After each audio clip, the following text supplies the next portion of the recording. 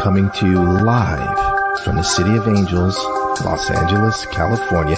It's the Sheena Metal Experience with your host, Sheena Metal.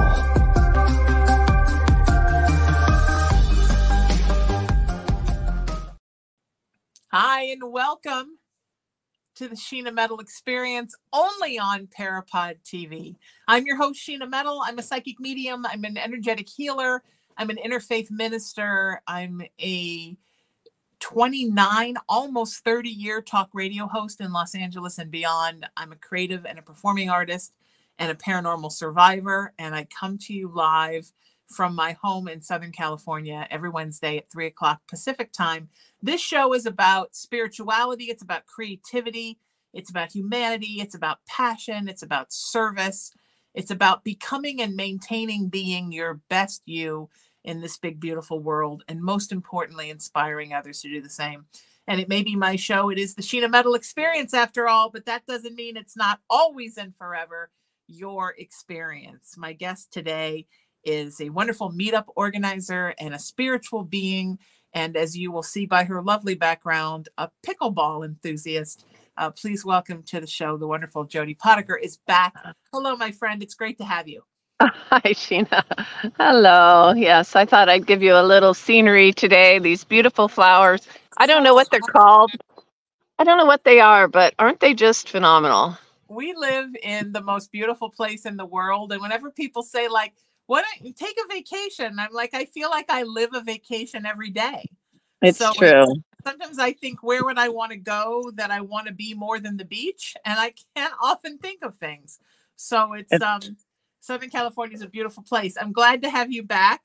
As long as you're awaiting the pickleball, let's talk for a minute about the pickleball. What is it about that for you? Is it a Zen thing for you? I mean, for some people, it seems to be almost meditative. Well, to be honest, I sat on my butt for a lot of years, feeling guilty that I wasn't exercising. Okay. You know, you should. And it's like, oh, the drudgery of it all. And so the amazing thing is my sister was playing for years and she kept inviting me to play. And I thought, no, I have a bad shoulder. I can't play. And then one day I just said, hell with it. And I went out there. Well, it turns out the movement is making my shoulder better. Sure. So, of course. You know, I mean, all of a sudden I realized I have a butt now. I didn't used to have a butt. Now I have a butt. Nice to find your ass, literally and figuratively. You know, the culture of pickleball, I think there's reasons why it's so popular. You don't have to be a super athlete because there's multiple courts on one tennis court. So it's not about running as hard as you can and being fast to get every ball and then being exhausted, because you just have a small space. You know, it's a cross between tennis and ping pong. So the culture of pickleball is so supportive, good sportsmanship, that's very heartening for me. Also, I just found I could get pretty good pretty fast, and you know, lots of people can play. You just don't have to be that athletic. Like, I have a friend that has a disability that plays, and it's really a time for socialness, to be social with your friends outdoors in a good sportsmanship environment and get more flexible and strong. So it kind of just has all those things together. Nice. That's nice. And for you, does it have sort of is it sort of how you, detox, regroup, rewind, is it rejuvenate? I never really realized that it feels good. Like, I always want to play longer than everybody. So I can play 3 hours straight, sometimes 3.5. So it feels really good to just use your energy and just move your body so much while you're having fun. So the time goes by really fast. And when you play with people that are all really good sports, it's just peaceful and fun. Lots of laughing. At least we have lots of laughing because nobody's so competitive and we don't take it so seriously. So it's just really refreshing and relaxing and fun and good for the body, good for the mind and soul, everything. It's just, that's why it's so popular right now. And do you play just with people you know, or have you met new people from playing? Because I know you're about meeting people and expanding tribe. We talked about that when you were here last time. Definitely. Usually it's people I know, but the people I know are from Expanding the Tribe. Everybody's from Meetup, from the Meetup group. Everybody knows each other. I love just meeting new people and finding people that I really like and then reaching out and inviting them to come and do things. Yeah. So, yeah. And, like we went to a tournament in Palm Springs and there was a bunch of people I didn't know. I got to play with my sister. And so it's a combination, but our little set groups, because you do have to have the right amount of people. So usually it's pre-planned with the same people every week. And then we have our own little tournaments and stuff. So yeah, it's really made a big difference. And now, I'm going to Greece for 4 months and there's only one set of tennis courts. And in Europe, they've converted one court to a paddleball court, which I don't know exactly what that is, but I'm already scheming for how I can put my own lines in and make it a pickleball court. And then again, is there going to be anybody for me to play with? So I might have to teach lessons. Yes. And bring 4 paddles and balls just in case. Exactly. Yes, exactly. They're going to wonder at the airport what that's all about. Yeah. They're going to think you're a dominatrix. They're like, why is she bringing so many paddles? 4 paddles in all different colors. What is this woman's story? What you're going to Greece for 4 months straight? I am. It's crazy. It's wonderful. It's one of those things when you've had stage 4 cancer, when you've had that and kind of you get through it, I feel happier and healthier than I've ever felt. And I just have an attitude now. I'm finally grown up. I'm 63. I make my own decisions based on what's best for me and not what other people think I should do. Finally at 63. Isn't that funny? Yeah. Well, but that's how it is, right? I sort of feel like we're born perfect, right? Spirit gives us everything. And then we get to this earthbound plane and life, and by life, Jody, people screw us up.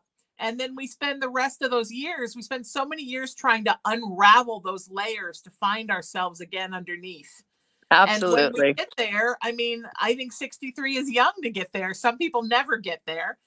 It feels so good just to find yourself again, right? And just be so happy in the moment and be loving and enjoying everything. I almost feel like the world doesn't teach us that it's okay to love and enjoy everything. But I so think that's why we're here. And every message I get from Spirit is about that's why we're here. I remember having that epiphany one day, and I had such a simple thought. The thought was, what if my only task here on earth is to be happy? And it was very discombobulating. It was very like, I couldn't even wrap around it, not have to be productive, not have to serve and take care of everybody, not have to do all these things. What if it's just to be happy? And part of being happy for me is being of service, right? And trying to make the world a better place. Of course, yeah.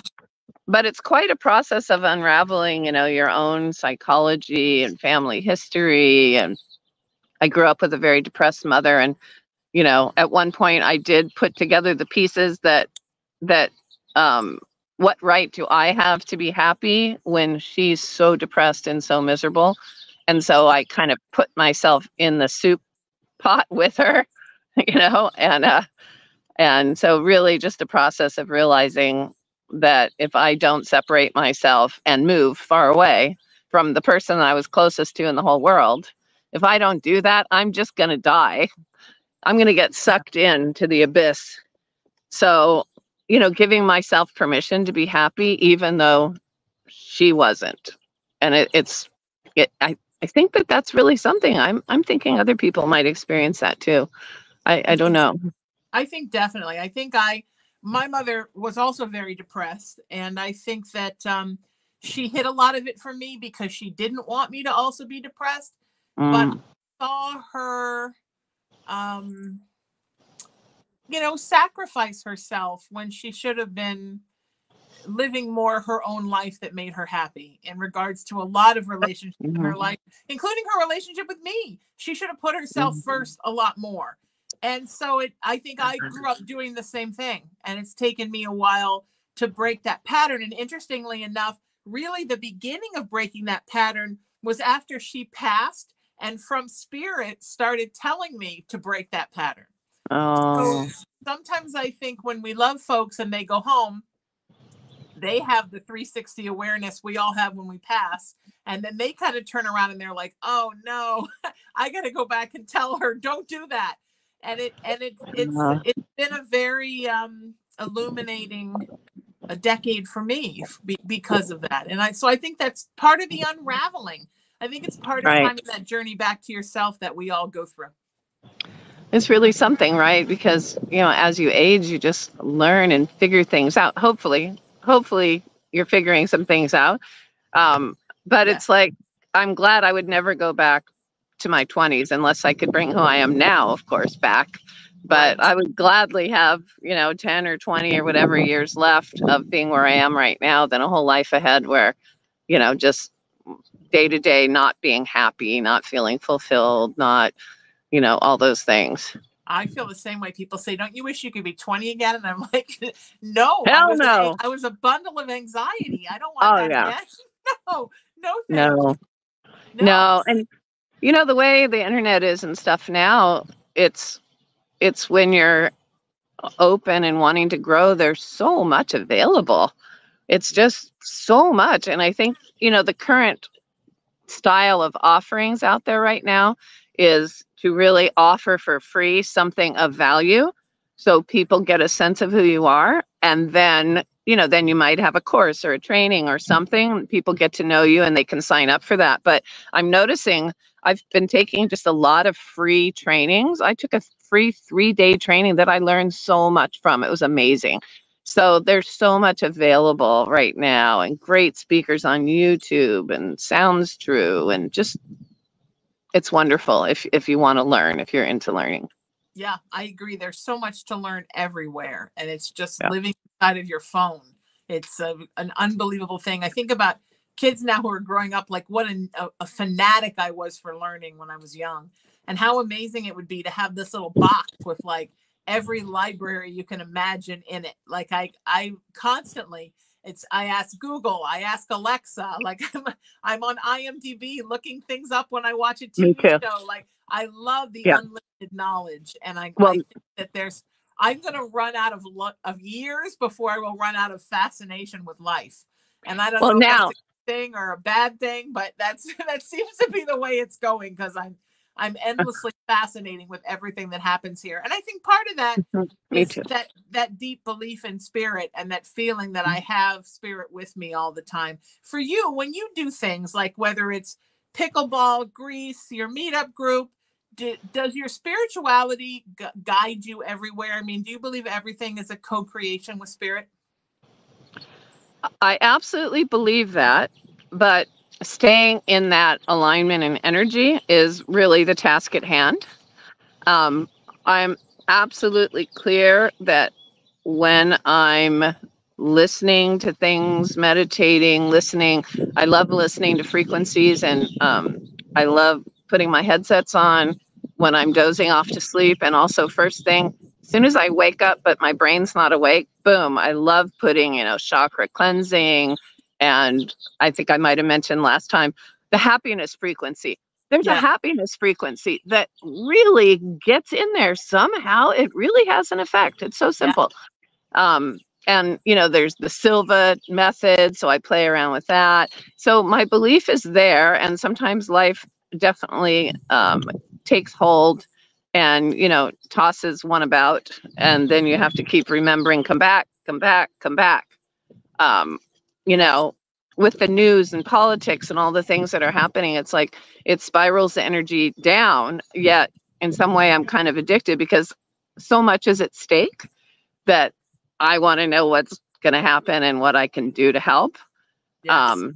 But it's kind of it's the curiosity and the task of life is how to get into that mode and stay in that mode as much as possible. Because, when and probably you and whoever else, when you're in that mode, it's like magical things happen all the time. Just little synchronicities, right? Yes, 100%. And it is that balance, right? Everything on this earth plane is about finding that balance. When I have friends that say, "Oh, I don't watch the news anymore. I haven't watched the news since 2016."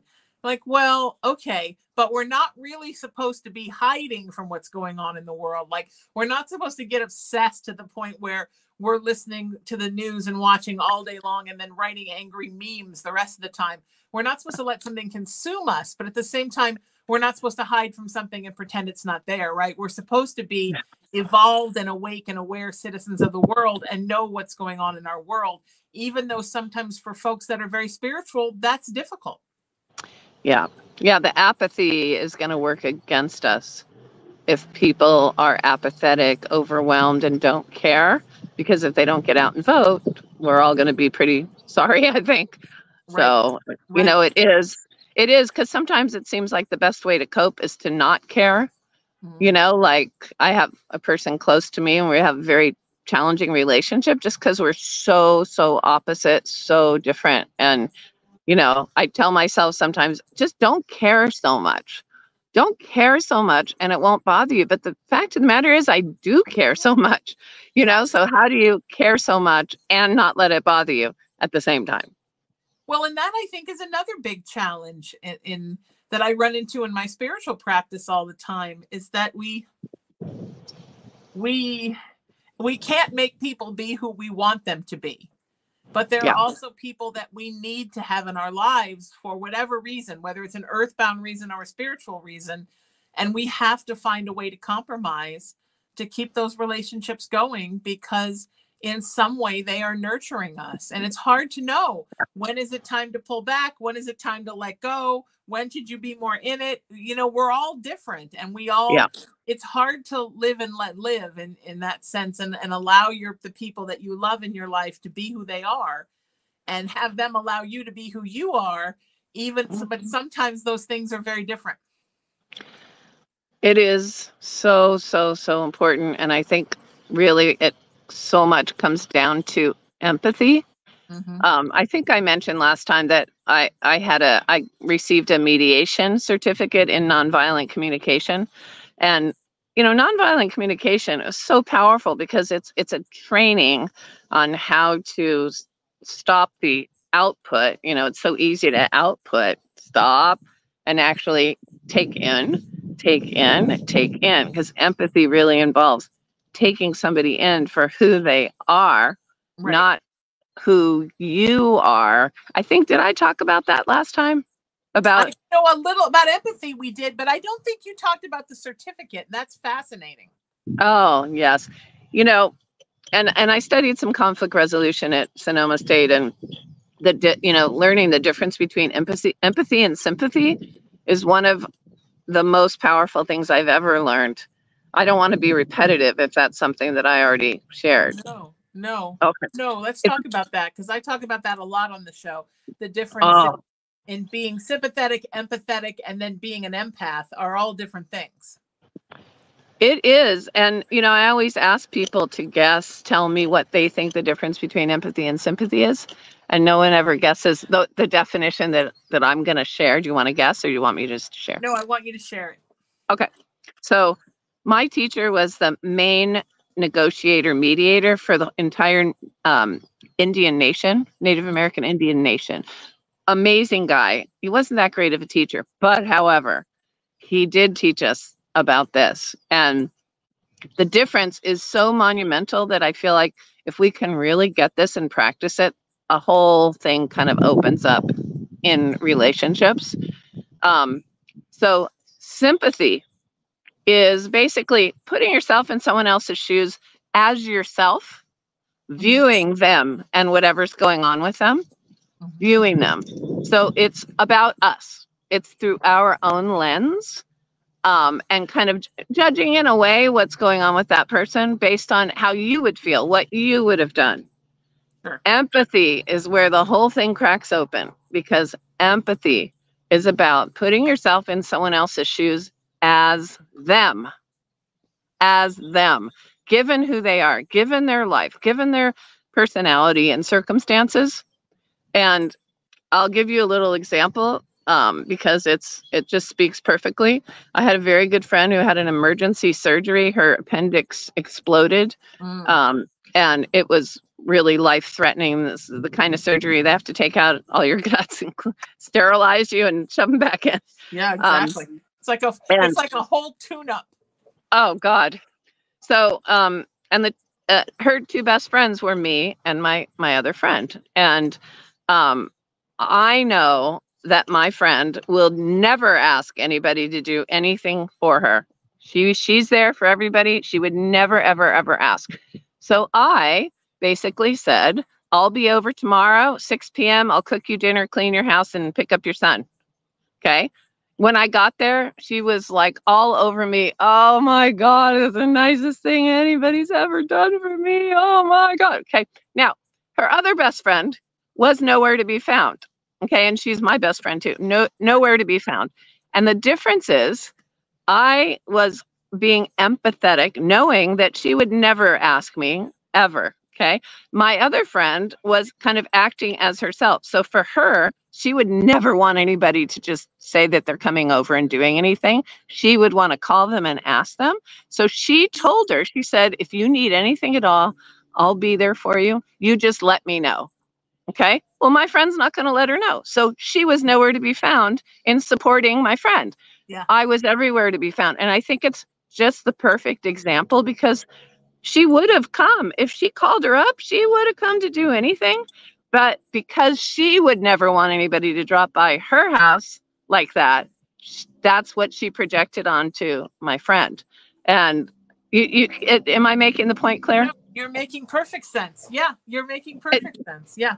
Yeah. So like the person in my life that I'm most challenged with, who I love dearly, is so different from me. And I keep getting into the trap of kind of judging like how she should be, what she should be doing, how she'd show up based on me and how I would. But I can't do that. I have to look at who she is and what is her intention. So mastering the art of intention and empathy unlocks peaceful relationships, I think, and connectedness and the oneness kind of thing, because nobody's going to be exactly like you. Nobody's going to think the way you think, feel the way you feel. So you can't project yourself onto everybody else. And you've got to meet people where they're at, right? Your story reminds me of, I have two best friends that are like my sisters. When I was a little kid with no siblings, I wanted a big sister and a little sister, and now I have that. But they could not be more different in so many ways. Neither one of them could love me anymore, but each one of them like fills a different role in my life. Right. And one of them, like, I can call her for hours and spew everything. I always say she's known me since I was 14. She knows where all the bodies are buried, but I very rarely see her. The other one I see almost every day. She takes care of helping me with a lot of the three-dimensional world things in my life. Like if I have to go somewhere, she takes care of the cat. If I have to go out of town, she takes care of the mail and pretty much cooks me dinner every night. Like I see her almost every day. Yeah. But the two of them are very, very different. And you know who to ask for what. And I know, right, when I need something or when they need something, I know who I am in their lives. And it's so important that you meet people where they're at instead of, like I said earlier, trying to make everybody be who you want them to be, because everybody has wonderful love to give you. You just have to figure out what gifts people have and what love language they speak. It's so true. It's almost like there's a translation service that needs to happen, to translate. It's the language of love, the languages of love, right? It's a translation service. Oh, this means that. Oh, yes, God. Yes. And I've had people come into my life and say, how can you say so-and-so's your best friend? You don't see her that much. I'm like, but it's not about like spending time in the same room as somebody. It's about if I'm falling apart, which I very rarely am, Jody, but sometimes yes. Who do I know is going to be there? And I don't have to be embarrassed to be my most whatever self in front of her, which is very hard for a proud Irish girl. That's gold. I mean, everybody doesn't have to give you what everybody else does or what you think they should. And finding that acceptance in people was really the key for me building my tribe. But that was the relationship I had with my mom, right? We gave each other what we needed, not what the other one expected of us. And it really taught me how to form relationships with people. Oh, that's really nice. I'm very thankful for that. My beautiful Irish Scorpio mother, who shared your birthday. Oh, yes. My mother was a Scorpio too. Oh, I bet she loved having a Scorpio child. I think that was one of my mother's regrets. We're cut from the same mold. Yeah, plan it that way. Oh my goodness. But yeah, I think that's such an important thing to share, and I'm so glad you shared that today. And then also that people need to know, right, when they are empathetic people, or to the extreme, Jody, right, they're empaths. Right. Sometimes you got something going on inside of you, and what you're doing, you're feeling somebody else's stuff. And you acknowledge that that's what's going on, and that sometimes you're feeling the pulse of the world, or you're feeling the suffering of something that's going on somewhere in the world, and not to think that's your own thing. Yeah. I mean, if a client comes to me with severe depression and anxiety, the first thing I'm looking for is the level of empathy, because there's so much we can take in and not let go. Yeah. Empaths can be like spiritual hoarders. We take everything in and we let nothing go. Oh, wow. That's interesting to say it like that, spiritual hoarders. I think just knowing that you're an empath and learning how to not take everybody's everything in. That's a lot of my practice is helping empaths to learn that everything is not your responsibility to take care of. You know, it's such a good point. I'm so curious about this because I can think of a couple people in my life also that are kind of bouncing around a lot. Yeah. And one of them is just starting to realize like, oh, I'm really energetically sensitive. I mean, if you really consider what's flying around in the airwaves at all times, you know, in this complex world we live in, that's why going in nature is so nice, right? Yeah. It's like, I think people don't realize, unless they've had some training or had some specific experiences to understand how energetically sensitive they are, they don't realize. And so, you know, the only thing to do for that is medication and, you know, whatever, because it seems like a pathology. And, you know, you should do a class. Why don't you teach a class? I think a lot of people could really benefit from understanding and learning if they are energetically sensitive and how to protect their energy fields. I think that would be really, really, I'll help you get the word out if you do that. You know, I have, but I think I need to teach it again. I teach a class called Why Do I Feel Everything? And it's basically just look up, like, let's talk about the pickleball court, right? If you're an empath and you're on overload, you could be thinking about, you know, what are the people on the court thinking about? Are they in pain? Are they nervous about something? Is it the game? Is it something else? Are they being affected by the sun? I mean, you can really just go into full tilt boogie, just worrying about what's going on with everybody around you, because you're feeling all this stuff and you don't know where it's coming from. I think of all my workshops, that's the most important one. And I think it's time for me to teach it live again. I think that would be great. You know, it makes me wonder though, Sheena, because it's complicated, because there's the psychological influence of kind of the codependence piece of psychologically caring and worrying about what's going on with everybody. And then there's the purely energetic piece, you know, and learning to sort out what's what, because dealing with the codependence piece, which, you know, I was trained very, very well to be codependent by a mentally ill mother. You know, and sorting out what's that and trying to learn new choices and behaviors around that versus just a pure, I can feel this energy. What is this? How do I shield myself kind of thing seems like that would be really helpful. Yeah, I agree. And I think that oftentimes being an empath and being a codependent go hand in hand. Because everything that we do spiritually affects everything we do emotionally and everything we do physically and back and forth. So I think if you're taking everything in and you're worried about everything all the time, it's very easy to get into a position where you're letting someone else take advantage of you, especially if their level of empathy is not as high, right? And it's something empaths have to watch out for. It's like, I have a friend that literally cannot go in the sun or a skin cancer appears. Like she can be an arm out the window and the skin cancer appears.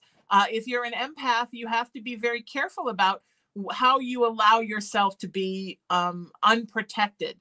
If you're unprotected around people, Oh, wow. you can pick things up, right? And then they resonate with you and they stay with you. So yeah, I think somebody else could have been raised in a situation you were raised in who was not an empath that might not have developed the codependence. Because that's exactly with my sister and I. You're correct. Right, because it didn't affect them in the same way because there was, I always say that a regular person's energetic channel is the size of a straw and an empath is like a drain pipe. What was the first? Oh, straw. Okay. Yeah, so it's like there's just a bigger channel for stuff to flow in all the time. Right. You have to learn how to, one, protect it, and two, not get rid of what you don't need. It should always been literally going in one ear and out the other. I always think about my mom saying in one ear and out the other when I think about the energetic channel. It's fascinating. Right. Well, I'll sign up. Just let me know when it is. I will definitely do it. You have inspired me now to do it. How do you, I'll ask you this, how do you deal with so many people with your meetup group and everything you're doing and make sure you're not picking up their emotions from them at the same time? I think one thing is just learning more and more about what's me and what's not me, I guess. I'm pretty good about not picking up other people unless they are overtly saying or doing things that make it very hard. But for the most part, I thrive in a group of people in person. I love walking around and meeting everybody and saying hello and introducing people. It's like I love that environment. And I mean, I hate to say this, but that really the way I know that I need time, quiet time or time by myself is when all of a sudden everybody and everything is bugging me. When my girlfriend starts bugging me, I'm to the point, honey, it's me. It's me. It's not you. Exactly. You're doing the same thing you always do. It's me now. Yes. Yeah. It's funny. I have so many clients that are in various stages of empath overload that I'm working them through. And when I went to Palm Springs for the Desert Legends weekend, which is where you played pickleball, you're talking about earlier. Yes, I'm sorry I missed you. 200 women there. I was still taking clients at night, and I'd get back to the hotel room, my God, client, and one of them would say, I just saw your Instagram. How can you go there with all those people and do that? And I always say, you know what? Someday you'll be able to do it too. Because I remember when I was younger and I found that to be so overwhelming. And now I am, like you just said, I enjoy being in a crowd of people and I'm okay.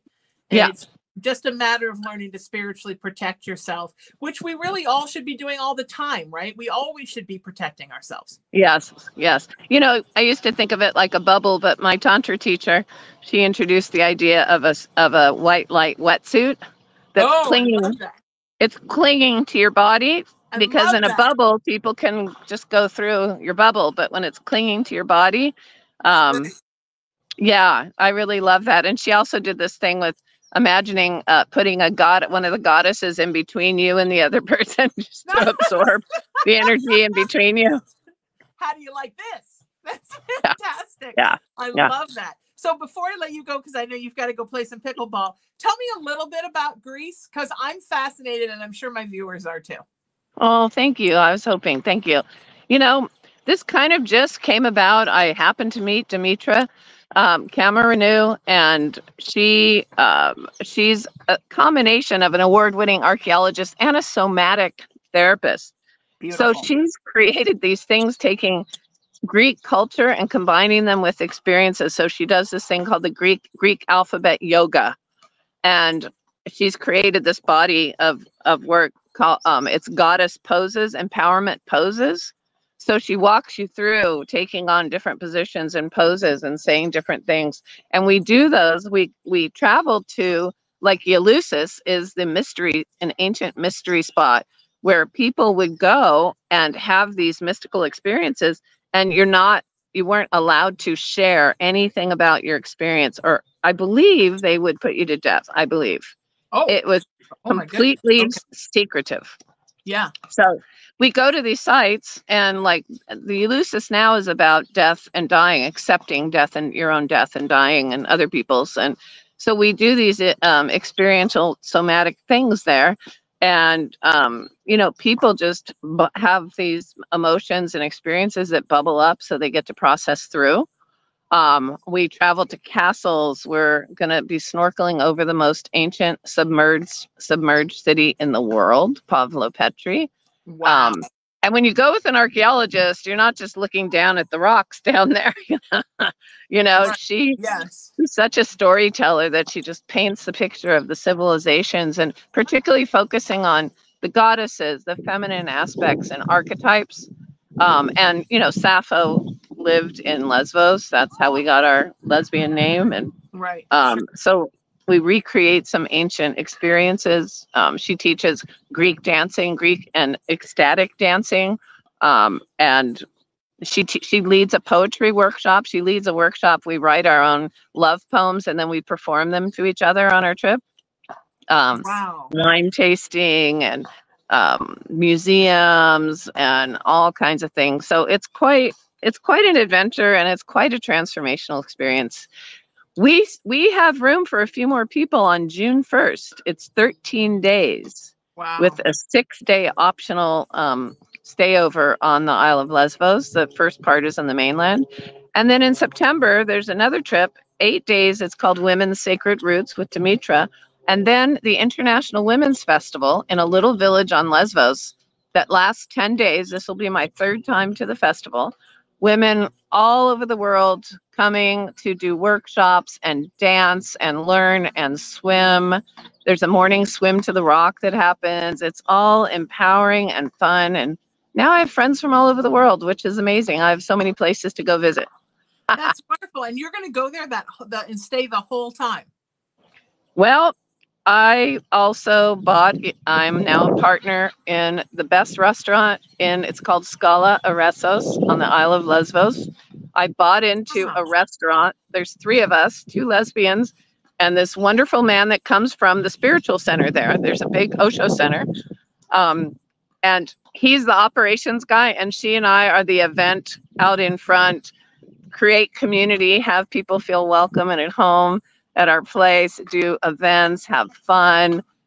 We have one of the best chefs anywhere around, a 63-year-old Greek mama woman who's just lovely and so creative. So I go there May 20th. We're remodeling, redecorating to get the restaurant open in time for there's Ohana Ranch Queer Festival. Queer across the whole spectrum. There's a festival for 5 days. So we do the festival because we're featured. Then I go for my 13 days Women's Sacred Roots. Then I go back to Lesbos for the summer, work at the restaurant. Then I go back for 8 days of Sacred Roots, come back for the Women's Festival in September. And then I come back September 27th. Is that nuts? It's fantastic. It sounds like when you purely are just living your purpose and your dream. Yes. And you're not letting any kind of divisive monkey brain thoughts talk you out of it. No, there's no resistance. And everything just falls into, it just bloop, bloop, bloop. It's kind of like breadcrumbs. They just get put out in front. And when you're looking for them and you know they're there, you just know they're there. There they are. They just show up, show up, show up. And, you know, it's just staying in that mindset, the manifestation mindset, the vibration mindset, staying in that and doing things every day to keep that vibration going. That's when all the magic happens. That is so beautiful. I'm so happy for you. And, thank you. It's super fun. Thrilled that you're going to take this new adventure, and I want you to keep me posted on all of it and keep our viewers posted step of the way. Oh my God, thank you. And if you wanted to do something crazy, maybe sometime I can come back on from there. Oh no, we're doing that for sure. 11, 12. Yeah. Let my viewers know where they can find you, and let's get you back on the show again. Maybe right when you're about to go, or right when you get there. I would love that. Thank you. Thank you. Yeah, it's 9 or 10 hours ahead, so we have to work that part out. But I'll pre-tape at a good time. Oh, thank you. Oh my Yes. God, that's perfect. Thank Of you. course. Yes. My travel site is lesbiangetaways.com, lesbiangetaways, plural.com, and there's a mailing list there you can join to get my newsletters. And then the meetup group, we have got over 5,400 members now, is meetup.com/so many women, so little time. Beautiful. And then I also have a page on Facebook called So Many Women, So Little Time. So those are the ways to stay in touch. And I love, if anybody has any questions about travel, reach out anytime, Jody@lesbiangetaways.com. You can come at the last minute. I talked to somebody today that's just decided to come in June. There's 8 people, so it's going to be a small, intimate group and just crazy, amazing, really. Wonderful. So, And you can bring a paddle of any color. oh my God. You're getting me started. You're going to give me some ideas. My girlfriend's not coming in June, though, so don't give me too many ideas. Oh, But okay. September, maybe. September. Maybe And in September, paddles. in September, well, there are some interesting workshops. There's going to be like there was a dominatrix last year giving kind of a workshop, and there's going to be like a cuddle puddle and dance parties and all kinds of cool things. And in September, you can come to the Women's Sacred Roots or the festival or both. So Awesome. yeah, so thank you so much. This is really quite fun. I really love it. I enjoy it very much. Thank you. I'm so glad you've been here with me a couple of times. I adore you. Go play some pickleball, and we can't wait to have you back. So easy to talk to, and I appreciate the opportunity. Thank you, love. The wonderful Jody Potiker. Anybody for my mom's birthday twin, anything. Wonderful to have you here, my friend. Thank you. And of course, the magic day that my nonprofit was founded, November 9th. So what a joy to have Jody Potiker here. If you missed those links, you can find me at SheenaMetalSpiritual.com. That's SheenaMetalSpiritual.com. Don't forget to say hello and send me a text message. That's the easiest way for us to be in touch. It's my private cell. Nobody touches it but me. Even my magic engineer and producer, Emery, is not inside of my cell phone. 818-437-0886. That's 818-437-0886. And if you missed anything about the show or my guests or anything, find me there. If you're outside of the U.S., WhatsApp is the best way to reach me. 1 is my country code, 818-437-0886. And please follow me everywhere on social media at Sheena Metal. That's Facebook, TikTok, Instagram, YouTube, and X, formerly Twitter. I almost said Twitter. I was starting X. It's now X. Until I see you next time, seek peace, live in love, lead with kindness, embrace unity, always work to raise your vibration, and know that you are loved and you are loved. Thank you to the beautiful Tony Sweet, the owner and operator of Parapod TV, for allowing us to be part of his entertainment family, and to my engineer and producer, Emery. I love you. You are the wind beneath my wings. Till I see you next Wednesday at 3:00 Pacific time. I'm Sheena Metal. This is the Sheena Metal Experience. Who else's experience would it be? It's yours. I'll see you next time. Stay beautiful. Take care of you. And make sure to know that Spirit is walking hand in hand with you all the time, guiding you and loving you on your path.